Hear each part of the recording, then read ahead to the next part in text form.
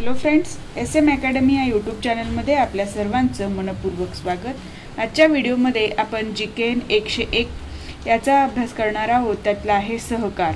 सहकार हा चॅप्टरवर जास्तीत जास्त आतापर्यंत ज्या 3 प्रश्नपत्रिका मी बघितलेल्या आहेत 2016, 2018 आणि 19, त्यामध्ये जास्तीत जास्त प्रश्न आले ते सहकारवर, सहकार या चॅप्टरवर।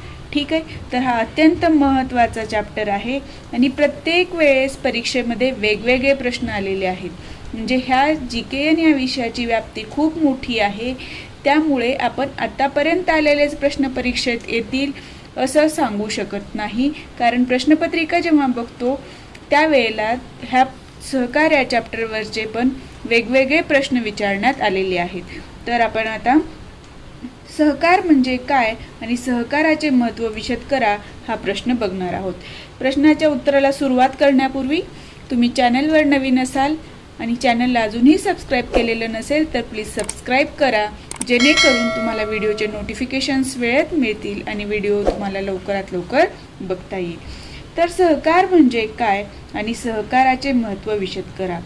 सहकार आपण प्रत्येकाला माहिती आहे सहकार म्हणजे काय। सहकार म्हणजे एकमेकांना मदत करून एकत्र काम करणे। एकमेकांना मदत, आपण म्हणतो विना सहकार नाही उद्धार, हे जी म्हण आपण ऐकलेली आहे तिथे काय एकमेकांना सहकार्य केल्याशिवाय एकमेकांचा विकास होणार नाही हे यातनं लक्षात येतं। तर सहकाराची व्याख्या काय येते? सहकार म्हणजे अनेक व्यक्तींनी एकत्र येऊन केलेले काम। तर अनेक व्यक्तींनी एकत्र येऊन केलेले काम म्हणजे काय आहे? सहकार आहे। कोऑपरेशन या शब्दाची व्युत्पत्ती लॅटिन भाषेतील कोऑपरेरे या शब्दामध्ये सापडते आणि या कोऑपरेरे म्हणजेच काय आहे? एकत्र काम करणे। तर याच्यामध्ये सहकार या शब्दामध्ये किती शब्द आहेत? 2, सह आणि कार। सह म्हणजे सर्वांनी एकत्र मिळून केलेले आणि काम म्हणजे कार्य अथवा काम। ओके, तर WD वटकोन यांनी जी सहकाराची व्याख्या केलेली आहे ती मला पटली, जास्त परिपूर्ण आहे असं वाटलं, म्हणून मी तुम्हाला ती सहकाराची व्याख्या सांगते। आणि श्री वैकुंठलाल मेहता यांची एक व्याख्या।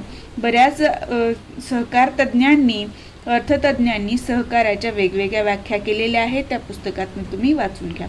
WT वटकोन यांनी सांगितलेलं आहे, सहकार म्हणजे एकात्मता, लोकशाही, समता व स्वातंत्र्य या तत्वावर आधारलेली सामाजिक संघटना होय। ही सहकार ही कशी संघटना आहे? सामाजिक संघटना आहे। ती कोणकोणत्या तत्वावर आधारलेली आहे? तर एकात्मता, लोकशाही, समता आणि स्वातंत्र्य या तत्वावर आधारलेली सामाजिक संघटना म्हणजे सहकार होय, असं WD वटकोन यांनी सांगितलेलं आहे। दुसरे जे आहेत श्री वैकुंठलाल मेहता यांनी सांगितलं की समान आर्थिक उद्दिष्टे साध्य करण्यासाठी, कसलं उद्दिष्ट? आर्थिक उद्दिष्ट साध्य करण्यासाठी, म्हणजे सर्वांना पैशाची गरज असते, आर्थिक गरज असते, हे आर्थिक उद्दिष्ट सगळ्यांचं सारखं आहे। समान आर्थिक उद्दिष्ट साध्य करण्यासाठी समान गरजा असणाऱ्या व्यक्तींनी ऐच्छिकरित्या स्थापन केलेली संघटना म्हणजे सहकार होय। ही संघटना स्थापन करण्यासाठी कोणाचा दबाव आहे का? नाही। तर ही संघटना कशी स्थापन झालेली आहे? ऐच्छिकरित्या। तर समान आर्थिक उद्दिष्ट साध्य करण्यासाठी समान गरजा असणाऱ्या व्यक्तींनी ऐच्छिकरित्या स्थापन केलेली संघटना म्हणजे सहकार होय। आता सहकाराचं महत्त्व काय आहे? तर सहकारामुळं काय काय परिणाम झाले किंवा काय उपयोग झाला ते म्हणजे काय आहे? सहकाराचं महत्त्व आहे। ठीक आहे, तर सहकाराचं महत्त्व काय आहे? राष्ट्र विकासाला गती मिळाली, राष्ट्रीय उत्पन्नात वाढ झाली, कृषी मालाच्या उत्पादनात वाढ, पूरक व जोड व्यवसायांचा विकास झाला, एकसंध समाज निर्मिती झाली, मक्तेदारी व शोषणास आळा बसला, ग्रामीण भागाचा विकास होण्यास मदत झाली, उचित व्यापार पद्धती निर्माण झाली, दुर्बलांना संरक्षण मिळालं आणि लोकशिक्षणाचा प्रसार झाला। तर हे सहकाराचं महत्त्व आहे। हे पॉइंट तुम्हाला या पद्धतीने लिहायचे आहेत. जर प्रश्न असा आला, सहकार म्हणजे काय आणि सहकाराचे महत्त्व विशद करा, तर तुम्हाला आधी सहकार म्हणजे काय ह्याची प्रस्तावना करायची आहे थोडक्यात. नंतर ही सहकाराची व्याख्या कुठल्या तरी एका तज्ज्ञांनी मांडलेली लिहा किंवा 2 तज्ज्ञांनी लिहिलेली मांडा. आणि त्यानंतर सहकाराचं महत्त्व तुम्हाला एक वाक्य फक्त पॉईंट वाईज लिहायचं आहे. पण जर सहकाराचे महत्त्व स्पष्ट करा असा प्रश्न आला तर त्यावेळेला उत्तर कसं लिहायचं ते आपण बघूया. ठीक आहे. आता बघा, ह्यावर प्रश्न परीक्षेमध्ये येऊन गेलेला आहे.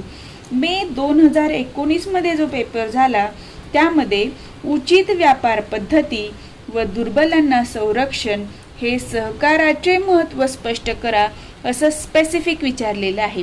म्हणजे जे सहकाराचं महत्त्व आहे ते उचित व्यापार पद्धती आणि दुर्बलांना संरक्षण हे 2 काय आहेत, सहकाराचे महत्त्व सांगितलेले आहेत पेपरमध्ये आणि त्याबद्दलच माहिती लिहायला सांगितलेली आहे. पण एक वेळेला प्रश्न असा आलेला आहे, सहकाराचे महत्त्व स्पष्ट करा. म्हणजे इथं स्पेसिफिक हेच महत्त्व स्पष्ट करा असं सांगितलेलं नाही. तर आपण जे पहिल्या प्रश्नात सहकाराचे महत्त्व एका ओळीत पॉईंट वाईज लिहिलं होतं त्याचं स्पष्टीकरण कसं लिहायचं ते बघा.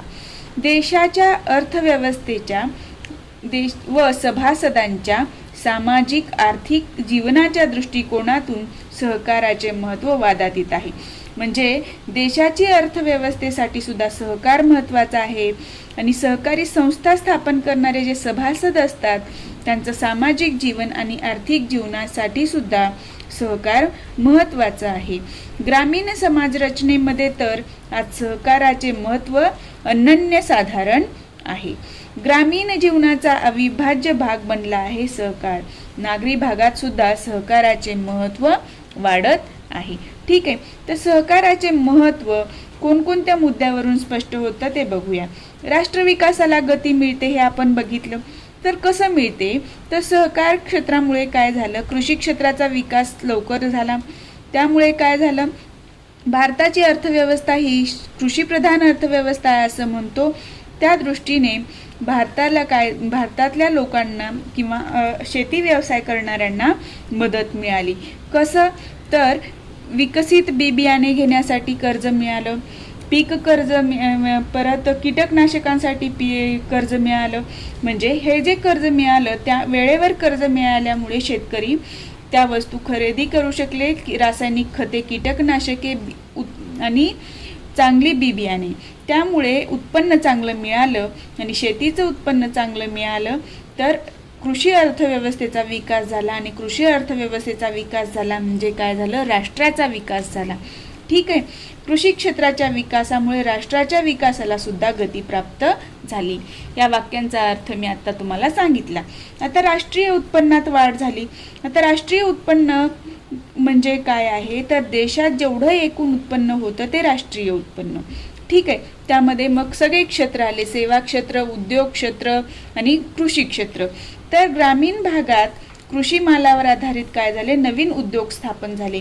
फक्त शेतीच केलं जातं का, नाही. आता सहकारामुळं काय झालं, कृषी मालावर आधारित नवीन उद्योग म्हणजे दुग्ध व्यवसाय निर्माण झाला, वराह पालन झालं, तेल गिरण्या निर्माण झाल्या, खत निर्मिती करणाऱ्या कारखान्यांचा विकास झाला. त्यामुळे काय झालं, उद्योगांच्या विकासामुळे देशाच्या राष्ट्रीय उत्पन्नात निश्चितपणे वाढ झालेली आहे. लक्षात आलं. या पद्धतीनं राष्ट्रीय उत्पन्नामध्ये वाढ होण्यासाठी सहकाराचं महत्त्व आहे. आता पुढचं महत्त्व काय आहे, तर कृषी मालाच्या उत्पादनात वाढ होते. सुधारित बी बियाणे, प्रगत तंत्रज्ञान, पाणी पुरवठा, रासायनिक खते इत्यादीमुळे काय झालं, शेतीचं उत्पन्न वाढलेलं आहे. ठीक आहे. आता पूरक व जोड व्यवसायांचा विकास झाला. फक्त कृषीवर आधारित व्यवसाय जे आहेत, फक्त शेती करणारे जे लोक होते त्यांनी काय केलं, शेतीला जोडधंदा किंवा पूरक धंदा सुरू केला.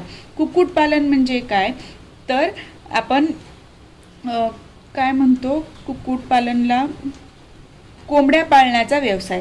मत्स्यपालन म्हणजे शेतामध्ये शेततळे तयार करून त्याच्यामध्ये मत्स्यपालन. वराह पालन, मेंढी पालन इत्यादी व्यवसाय काय झाले, स्थापन झाले. त्यामुळे शेती व्यवसायावरील जनतेचा भार कमी झाला आणि लोक या जोड व्यवसायांकडे किंवा पूरक व्यवसायाकडे वळले आणि त्यामुळे जनतेचा लोकांचा काय झाला, आर्थिक विकास साधला गेला.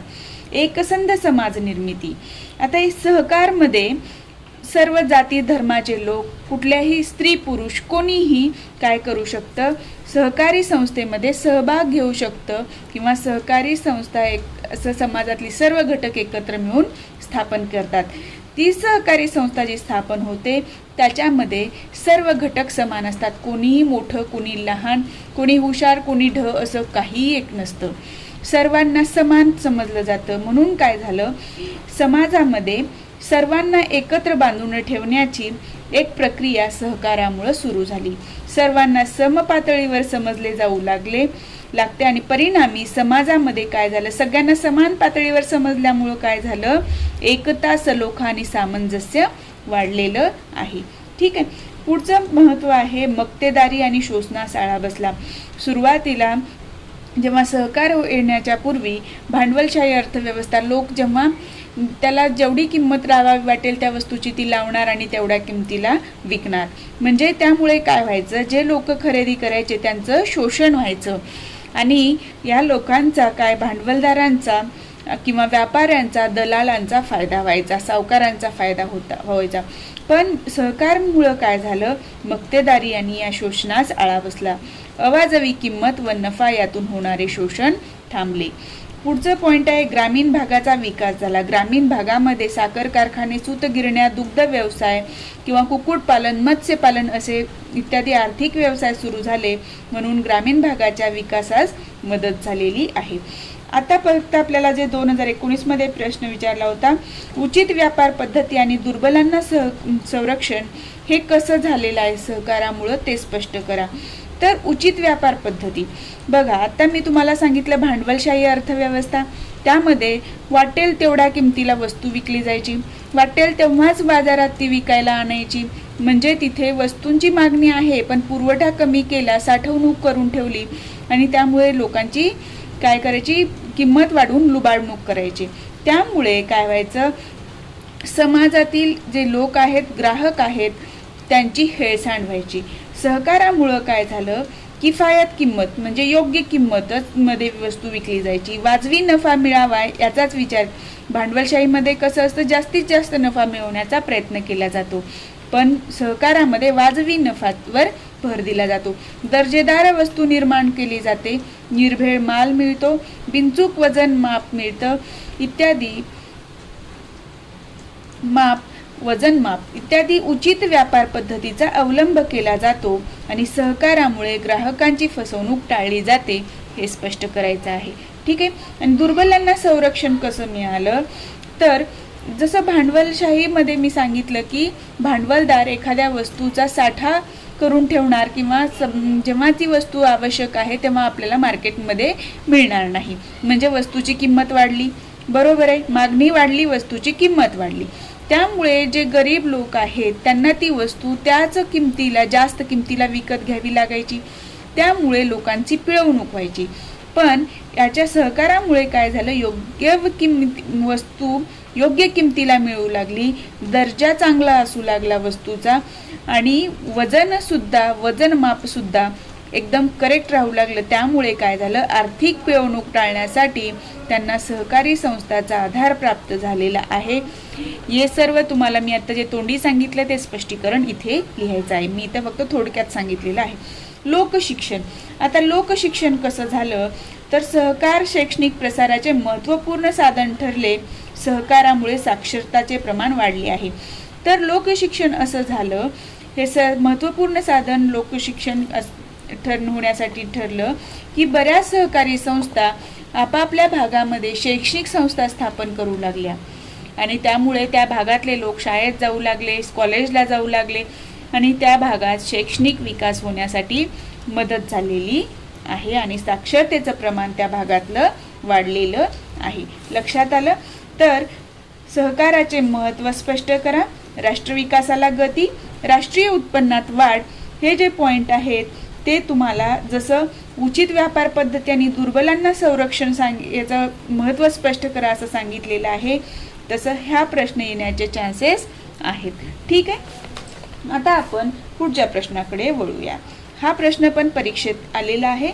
सहकार तत्वे यावर एक टिप्पण लिहा किंवा सहकाराची 5 तत्वे लिहा असं मे 2019 मध्ये प्रश्न आला. आणि तोच प्रश्न सहकाराची कोणतीही 5 तत्वे लिहा असं मे 2016 मध्ये प्रश्न आलेला आहे. म्हणजे एकच प्रश्न 3 पद्धतीने 3 वेळा येऊन गेलेला आहे. तर सहकारी तत्वांमध्ये सर्वांचे हित साधण्याकरिता व्यक्ती समूह आवश्यक मानला गेला. सहकारी संस्था जेव्हा स्थापन करतो तेव्हा अनेक व्यक्तींचा समावेश असतो, बरोबर आहे. अनेक व्यक्तींनी एकच समान आर्थिक उद्दिष्ट साधण्यासाठी, समान गरजा भागविण्यासाठी ऐच्छिकरित्या एकत्र आलेलं असतं. म्हणजे तिथे काय आहे, व्यक्ती समूह आहे. आणि सहकारी तत्वांमध्ये सर्वांचं हित साधण्याकरिता व्यक्ती समूह आवश्यक मानला गेला आहे. समजलं त्याच्या मागची पार्श्वभूमी? प्रत्येक सभासद हा इतर सर्व सभासदांचा प्रतिनिधी आहे. म्हणजे एक सभासद बाकीच्या सगळ्या सभासदांचा प्रतिनिधी असतो. म्हणजे एकानं बोललं म्हणजे सर्व प्रतिनिधींनी बोललं असं मानलं जातं. आणि इतर सर्व सभासद प्रत्येक सभासदाच्या कार्यास जबाबदार आहेत. आता ही सहकारी संस्था आहे, याच्यामध्ये 1 2 3 4 5 6 अशा व्यक्ती आहेत. जर ह्या 5 नंबरच्या व्यक्तीनं जे काही बोलली ते म्हटल्यानंतर ह्या सर्व 6 व्यक्तींनी तेच बोललं असं मानलं जातं. किंवा ह्या 3 नंबरच्या व्यक्तीनं जे काही काम केले, जे काही कार्य केलं, जे काही डिसिजन घेतलं, यांनी डिसिजन घेतला म्हणजे बाकी ह्या सर्व 6 जणांनी डिसिजन घेतला असा अर्थ होतो. आणि या कल्पनेवरच सहकाराची तत्व आधारित आहेत. लक्षात आलं? प्रत्येक सभासद हा इतर सर्व सभासदांचा प्रतिनिधी आहे आणि इतर सर्व सभासद प्रत्येक सभासदाच्या कार्यास जबाबदार आहेत. तर हे सहकाराची तत्व कोणकोणती आहेत ते बघा. ऐच्छिक संघटन, आपण व्याख्यामध्येच बघितलो की लोकांवर बंधन आहे का नाही, ते ऐच्छिक स्वतःच्या इच्छेनुसार येतात. व्यक्तीचे संघटन, अनेक व्यक्तींचं संघटन आहे. लोकशाही तत्वांचा अंगीकार, आता ह्या जी काही संघटना सहकारी संस्था स्थापन होईल त्यामध्ये मतदान केलं जातं आणि त्या संघटनेचा अध्यक्ष, उपाध्यक्ष, परत सचिव हे जे पद आहेत ते लोकशाही पद्धतीने निवडले जातात. म्हणून लोकशाही तत्वांचा अंगीकार होतो इथे. ठीक आहे. खुले सभासदत्व, कुणीही सभासद होऊ शकतं, कुठल्याही जाती धर्माचा, कुठल्याही लिंगाचा व्यक्ती इथे सभासद होऊ शकतो. म्हणून इथं म्हणलं जातं सहकाराच्या तत्वामध्ये खुले सभासदत्व आहे. आर्थिक व्यवहार, आर्थिक व्यवहार हे व्यवस्थित म्हणजे सर्वांना समजतील या पद्धतीने मांडले जातात. सर्वांचा यामध्ये सहभाग असतो. मर्यादित जबाबदारी, आता मर्यादित जबाबदारी म्हणजे जर आता ही सहकारी संस्था आहे समजा, ठीक आहे, ह्या सहकारी संस्थेनं जे काही कार्य केलं, कर्ज घेतलं, वेगवेगळे कामं केली किंवा लोकांची देणी आहेत, तर त्यावेळेला काय होतं, मर्यादित जबाबदारी. आणि हे जे सभासद आहेत आपण जे म्हणतोय ते, हे जे कर्ज देणी हे आहे हे कोणी द्यायला पाहिजे, ह्या संस्थेने द्यायला पाहिजे. पण ह्या संस्थेमध्ये जे 6 सदस्य आहेत त्या सर्वांनी मिळून ही देणी देतात. पण हे 6 सभासदांचं ह्या संस्थेमध्ये जेवढा वाटा आहे तेवढाच वाट्याचं कर्ज किंवा देणी हा प्रत्येक सभासद देत असतो. म्हणजे उरलेलं जे काही कर्ज देणं असेल किंवा देणी द्यायची असतील तर त्यामध्ये ह्या सभासदांच्या वैयक्तिक संपत्तीचा काही एक समावेश नसतो.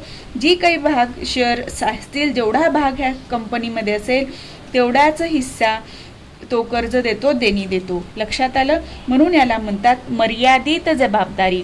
अमर्यादित जबाबदारी असं जर असेल तर तिथं व्यक्तीच्या खाजगी मालमत्तेचा सुद्धा विचार होतो. ओके. आता वाजवी लाभांश आणि समान वाटप, म्हणजे जे काही नफा होतो त्याचा लाभांश किंवा वाटप कसं असतं, सर्व सभासदांमध्ये समान होत असतं किंवा जेवढे शेअर्स आहेत तेवढ्या प्रमाणात होत असतं. सेवाभावावर भिस्त, म्हणजे ही जी सहकारी संस्था आहे त्याच्यातून जे काही उत्पन्न मिळतं, जे काही हे वस्तूंची निर्मिती होते, ती वस्तू योग्य किमतीला विकली जायला पाहिजे, चांगला दर्जा असला पाहिजे, किंमत योग्य पाहिजे, दर्जा चांगला पाहिजे, वेळेत मिळालं पाहिजे. म्हणजे इथे काय झाला, समाजाप्रती सेवाभाव झाला आणि म्हणून सेवाभावावर भिस्त हे सहकाराचं तत्व आहे. एक सभासद एक मत, कितीही मत सभासद म्हणजे त्यांनी शेअर घेऊ द्या, पण एकच सभासद आहे तर कुठलाही निर्णय घेताना त्या सभासदाला एकच मत देता येतं. शिक्षणाची अभिवृद्धी, आता सांगितलं तुम्हाला कसं झालं, शैक्षणिक संस्था स्थापन करून आणि एकाधिकाराला विरोध. जसं भांडवलशाही अर्थव्यवस्थेमध्ये लोक काय करायचे, एकाच राजा, जसं टाटा बिर्ला आदी नावं होती, म्हणजे फक्त त्यांनीच निर्माण करायच्या वस्तू, मग त्यांनी ठरवतील त्या किमतीला त्या वस्तू विकल्या जाणार, ते म्हणतील तेच होणार. हे जे एकाधिकारशाही होती ती सहकार्यामुळे काय झालेली आहे, लयाला पावलेली आहे, किंवा एकाधिकाराला विरोध करणे हे सहकाराचं तत्व आहे. लक्षात आलं. तर सहकाराची तत्वे कोणती जर असं विचारलं तर तुम्हाला ही 10-11 तत्वे जी आहेत ती लिहावी लागतील. प्रत्येक तत्व तुम्हाला त्या ठिकाणी अर्ध्या मार्काला विचारात घेतलं जातं. ठीक आहे. तर हे तत्व तुम्हाला फक्त ही यादी लक्षात ठेवा आणि मी ज्या पद्धतीने उत्तर तुम्हाला सांगितलं ते 1 ते 2 ओळीमध्ये याचं स्पष्टीकरण लिहिणे गरजेचं आहे. ठीक आहे. आता आपण पुढच्या प्रश्नाकडे वळूया. सहकाराची आवश्यकता काय आहे ते यावर प्रश्न परीक्षेत येऊन गेलेला आहे. सहकाराची आवश्यकता 5 मुद्द्यांनी विशद करा, असं मे 2018 मध्ये पेपरमध्ये प्रश्न आलेला आहे. तर आणि किंवा याच्या व्यतिरिक्त असा प्रश्न येऊ शकतो, मुक्त अर्थव्यवस्थेत सहकाराची गरज का भासते यावर चर्चा करा. म्हणजे आवश्यकता आणि गरज हे दोन्ही शब्द एकच आहेत, फक्त इथे मुक्त अर्थव्यवस्थेत हा एक्स्ट्रा शब्द टाकलेला आहे. पण प्रश्नाचं उत्तर सारखं आहे की सहकाराची गरज किंवा आवश्यकता का आहे. विज्ञान व तंत्रज्ञान प्रगत तंत्रज्ञानामुळे समाजाला सर्व सोयी सुविधा उपलब्ध आहेत. विज्ञान व तंत्रज्ञानामुळे अर्थव्यवस्थेला सुद्धा विकास जलद गतीने करता येतो. तरीही मानवाला, समाजाला, राष्ट्राला व जगालाही सहकाराची आवश्यकता वाटते. म्हणून सहकाराची आवश्यकता काय आहे ते पुढील मुद्द्यावरून स्पष्ट करता येईल. सध्या विज्ञान तंत्रज्ञानाची प्रगती भरपूर झालेली आहे. त्याचा वापर करून आपण आर्थिक विकास जलद गतीने करतो. तरी सुद्धा माणसाला, समाजाला आणि राष्ट्राला आणि जगाला सुद्धा का सहकाराची आवश्यकता वाटते ते आपण बघूया. भांडवलशाहीस विरोध करणे. भांडवलशाहीला एक चांगला पर्याय म्हणून लोकांना सहकाराची आवश्यकता भासू लागली आणि त्यातून सहकाराचा विकास झालेला दिसून येतो. मी तुम्हाला भांडवलशाहीस विरोध का होतो ते सांगितलेलं आहे. लोकांची चळवळ. सहकारामध्ये सर्व लोक काय होतात, स्वतः येतात, स्वतः क्रिया करतात, स्वतः गट स्थापन करतात. त्यामुळे ही काय आहे, लोकांची चळवळ आहे. सहकारामध्ये सर्वसामान्य लोकांचा थेट व सक्रिय सहभाग असतो, ते स्वतः सहभागी होतात. भांडवलशाही, साम्यवाद किंवा समाजवादामध्ये विशिष्ट लोकांच्या किंवा गटांच्या अर्थपद्धती असतात, पण सहकारामध्ये लोकांच्या एकत्र येण्याच्या भावनेमुळे ही सहकाराची व्याप्ती वाढलेली आहे आणि सहकाराचं महत्त्व लोकांना पटलेलं आहे. सामाजिक विषमतेवर उतारा.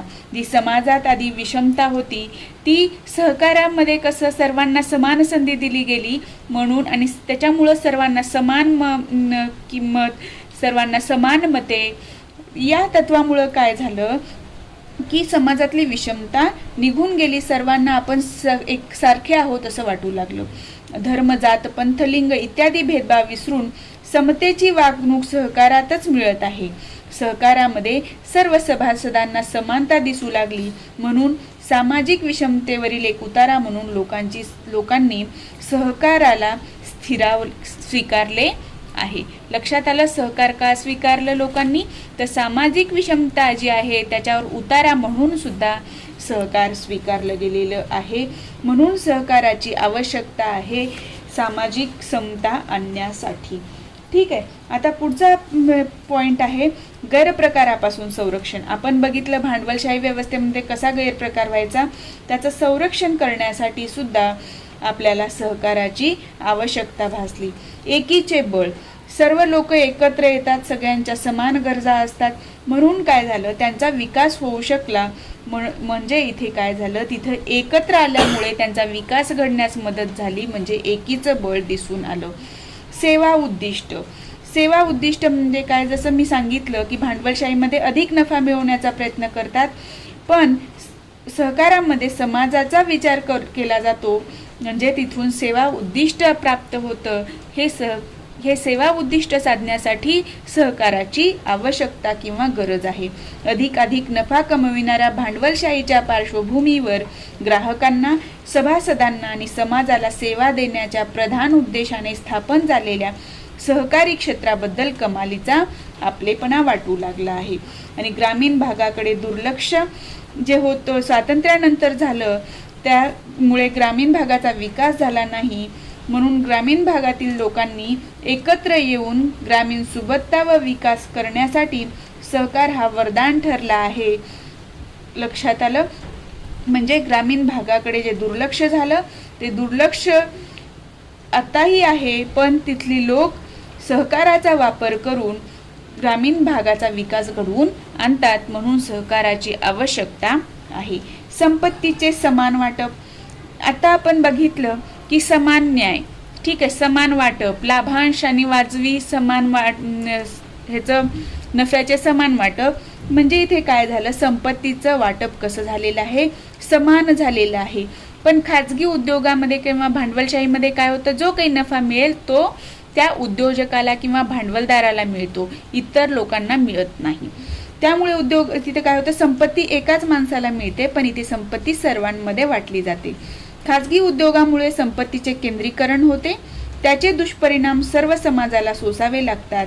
आणि सहकारामुळे संपत्तीच्या विकेंद्रीकरण म्हणजे काय, संपत्ती सर्वांकडे थोड्या थोड्या प्रमाणात जाणे, सर्वांना मिळणे. तर सहकारामुळे संपत्तीच्या विकेंद्रीकरणास व समान वाटपास चालना मिळते. आणि त्यामुळे काय होतं, आर्थिक विषमता कमी होते. सगळ्यांकडे जर संपत्ती समान प्रमाणात गेली, सर्वांना संपत्तीचं वाटप झालं, तर विषमता राहण्याचा प्रश्न येत नाही आणि आर्थिक विषमता कमी होते. या सर्व दृष्टीने सहकाराची आवश्यकता भासते.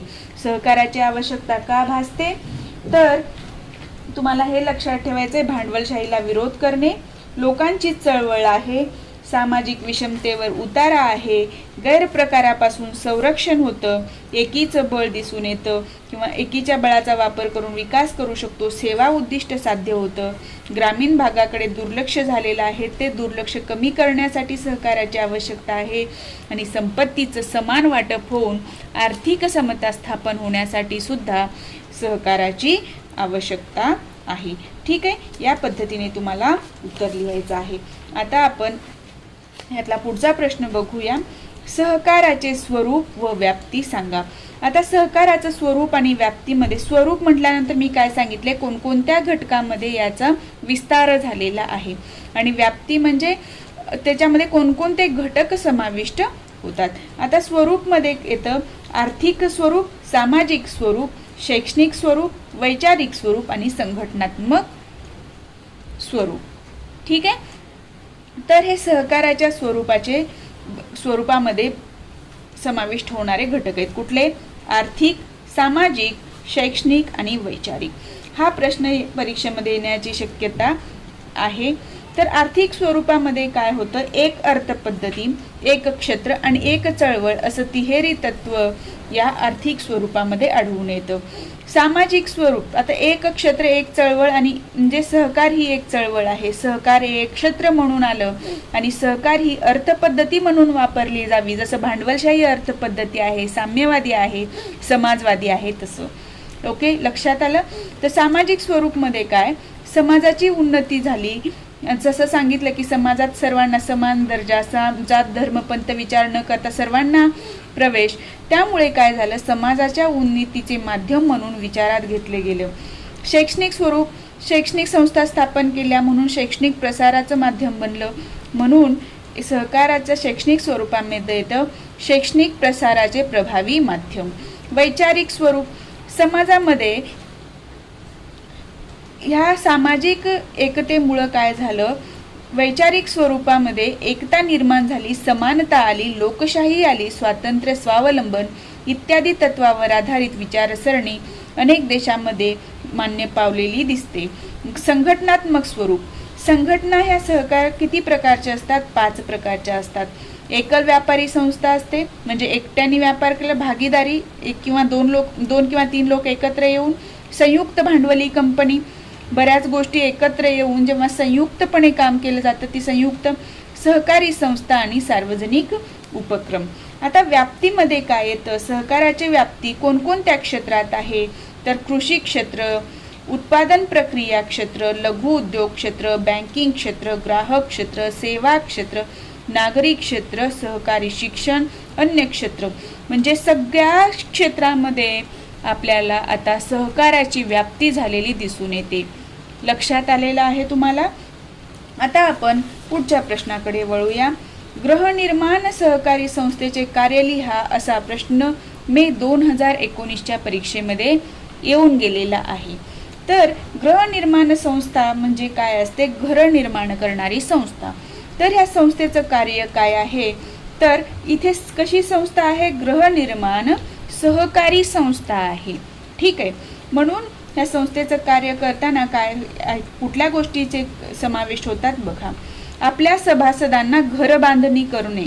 आपल्या सभासदांसाठी काय करतं? घर बांधणी करतं, किंवा घर बांधणीसाठी कर्ज उपलब्ध करून देणे, किंवा नागरी भागात म्हणजे शहरी भागात लोकांच्या निवासाचा प्रश्न सोडविणे. आता याच्यामध्ये एकतर घर बांधून देणं किंवा कर्ज उपलब्ध करून देणं दोन्ही असू शकतं, किंवा एखादी जागा डेव्हलप करून देणं. समाविष्ट संस्था कुठल्या असतात ह्या गृहनिर्माण सहकारी संस्थेमध्ये? तर गृहनिर्माण सहकारी संस्था, गृहनिर्माण गृहतारण सहकारी संस्था, भाडेकरू मालकी हक्क गृहनिर्माण संस्था, किंवा भाडेकरू सहभागीदारी गृहनिर्माण संस्था. इथे भाडेकरूंचं कशा आहे? मालकी हक्क गृहनिर्माण संस्था आहे, आणि इथे काय आहे? भाडेकरू सहभागीदारी गृहनिर्माण संस्था आहे. ह्या प्रश्नाचं उत्तर तुम्हाला या पद्धतीने लिहायचं आहे. सहकारी गृहनिर्माण सहकारी संस्थेचे कार्य. ओके. या चॅप्टरमध्ये खूप मोठा आहे, त्यामुळे आपण हा भाग 2 भागामध्ये, सहकार हा चॅप्टर 2 भागामध्ये अभ्यासूया. आजच्या व्हिडिओमध्ये इथंपर्यंतच बघूया. नेक्स्ट व्हिडिओमध्ये आपण या पुढचा पार्ट कंटिन्यू करूया. ठीक आहे. तुम्ही जर चॅनलवर नवीन असाल आणि चॅनलला अजूनही सबस्क्राईब केलेलं नसेल तर सबस्क्राईब करा, जेणेकरून तुम्हाला व्हिडिओचे नोटिफिकेशन्स मिळतील आणि व्हिडिओ लवकरात लवकर बघता येईल.